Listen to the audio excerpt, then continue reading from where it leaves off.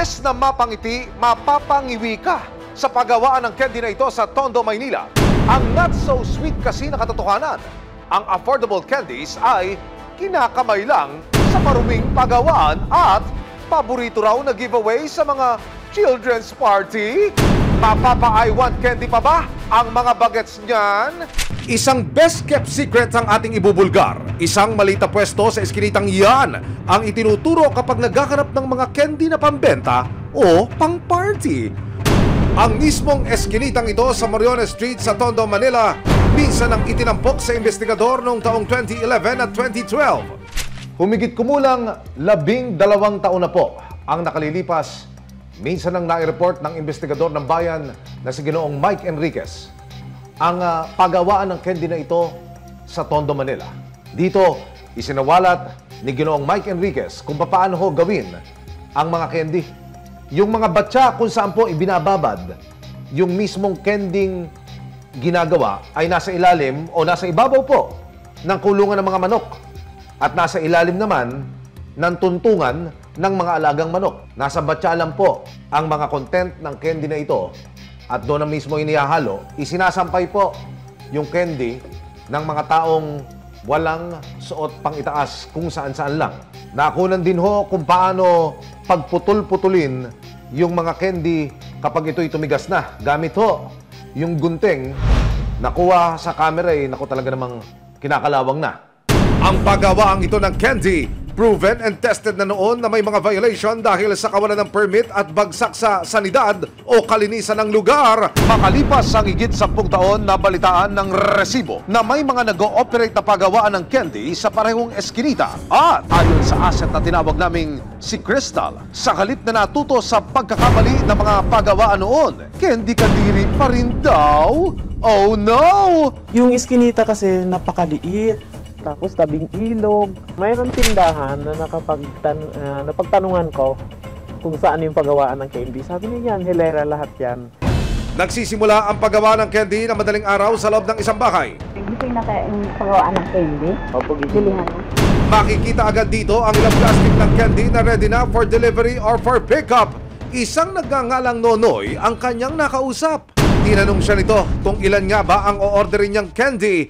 Ang benta sa makukulay na candy, 28 hanggang 35 pesos para sa isang buong pack. Pagbili ko ulit, binigyan nila na ako ng discount. Nakuha ko na ng 28 pesos. Binigay nila sa akin. Habang nasa loob ng paggawaan, tumambad kay Crystal ang hindi sweet, kundi mapait na katotohanan.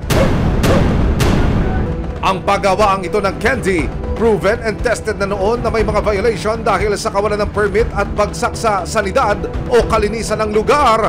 Wala daw ni isa ang nakagwantes habang nilalagay sa mga supot ang bagong lutong candies. Yung mga naabutan ko na pagre-repack, siyempre may init-init pa rin sila pero tapos na yung niluto nila. Wala silang mga gloves, tapos may mga nangangamot pa buhok, tapos diretso doon sa candy. Bukod dito, kapansin-pansin din ang tila hindi nawalis ang paligid na pinagpapatungan ng kaldero na ginagamit sa pagluluto ng mga candy. May nakasupot ng basura sa tabi, nilalangaw at parang mamasa-masa pa ang sahig. Makikita rin na ang mga candy halos matapakan na ng mga trabahador. Kuya, di ba kinakain po yan? Yung sahig nila, tiles siya, pero siyempre makalat. Tapos yung mga naabutan ko, may mga naglalakad-lakad pa roon ng mga pusa. Sa itsura po nitong mga candy na nasa aking harapan ngayon, tiyak ko, mahuhumaling yung mga chikiting. Ika nga nila, it comes in different sizes and shape. Meron tong puso, meron parang mga pabilog-bilog dito, at meron din yung paikot-ikot lang doon sa straw. Kung packaging ho ang pag-uusapan, nakabuhol ho siya, nakabuhol lang siya ng ganyan. Pag natanggal mo itong parang staple, alisin nyo na ho yung plastic. Ayun na ang candy. Amoy icing sa cake. Pero parang may naamoy ho akong sobra ho ang tamis. Sobra ang sugar. Para ho bang ganun?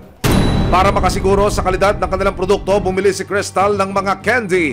Minabuti ng resibo na ipatest ang mga ito sa isang Food and Drug Administration o FDA accredited na testing facility. Lumalabas na mayroong presence ng mga bakterya ang mga kending aming pinatest. Marami rin kasing factors na nagka-come into play kaya nakakita tayo ng ganong counts pagdating sa lab, no? From yung raw materials and then yung mismong production, kung paano siya hinandle after ng production, logistics, hanggang sa makarating siya sa packaging. Bagamat inisyal pa lang ang mga resulta na ibinigay sa resibo, makikita na malayong-malayo na ang resulta ng candy samples mula sa reference o safe range ng Food and Drug Administration standards. For yeast and molds, after 3-day incubation, actually hindi pa siya tapos kasi up to 5 days, pero may nakita na tayong 70 colony forming units per gram.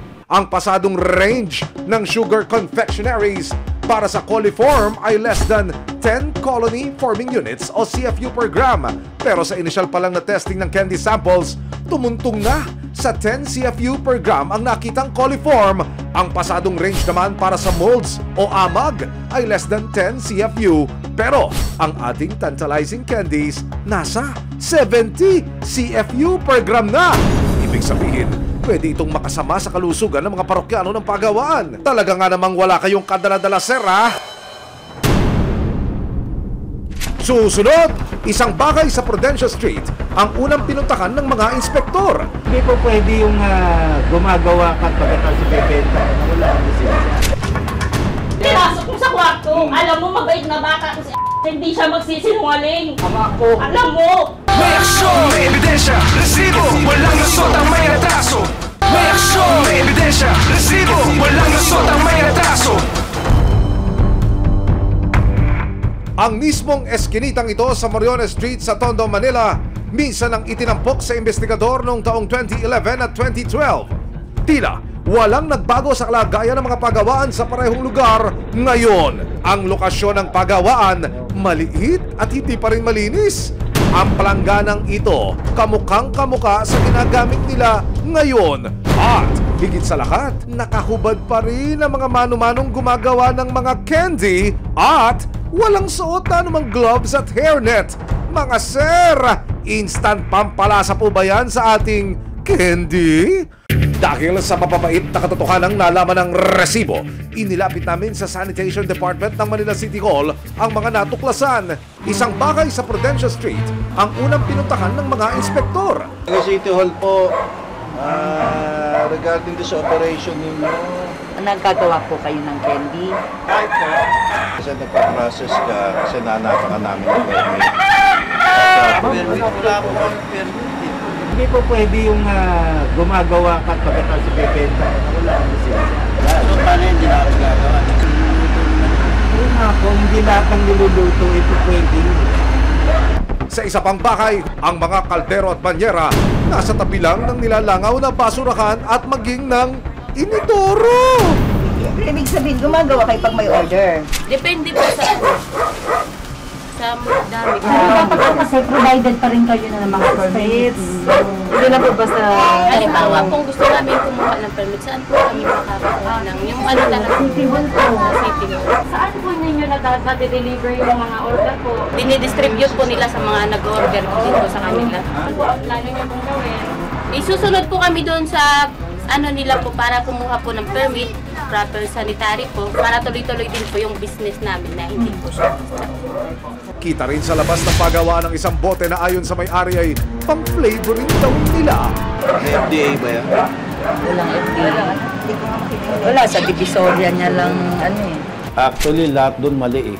Kasi, kung babasahin natin yung process flow ng mula kung saan nila kinuha yung raw materials nila, kung katulad ng sinabi ng kasama namin, expiry date, yan ba'y aprobado ng FDA. Ngayon, doon nakita nyo naman sa preparation area nila,